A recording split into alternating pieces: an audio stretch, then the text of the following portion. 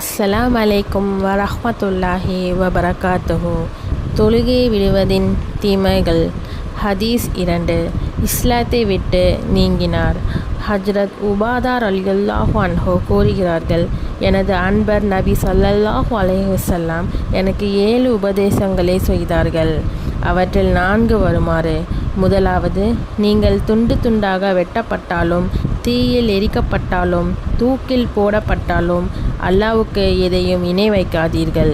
இரண்டாவது, தெரிந்தே தொழுகை விடாதீர்கள். தெரிந்தே தொழுகை விடுபவர் இஸ்லாத்தை விட்டும் வெளியேறிவிட்டார். மூன்றாவது, அல்லாஹ்வின் கட்டளைக்கு மாற்றமாக நடக்காதீர், அதனால் அல்லாஹ்வின் கோபம் உண்டாகிறது. நான்காவது, மது அருந்தாதீர்கள், அது எல்லா பாவங்களுக்கும் ஆணிவேராக இருக்கிறது. இன்னொரு ஹதீஸில் எனது அன்பர் உத்தம நபி ஸல்லல்லாஹு அலைஹி வஸல்லம் உபதேசித்தார்கள், நீர் துண்டு துண்டாக வெட்டப்பட்டாலும், தீயில் எரிக்கப்பட்டாலும் அல்லாஹ்வுக்கு இணை வைக்காதீர், தெரிந்தே தொழுகையை விடாதீர். அவ்வாறு செய்தால் அல்லாஹ் தனது பொறுப்பை நீக்கிக் கொள்கிறான். மது அருந்தாதீர், அது எல்லா தீமைகளுக்கும் வழி திறக்கும் சாவியாகும் என்று ஹஜ்ரத் அபூ தர்தா ரலியல்லாஹு அன்ஹு அறிவிக்கிறார்கள். அஸ்ஸலாமு அலைக்கும் வரஹ்மத்துல்லாஹி வபரகாத்துஹு.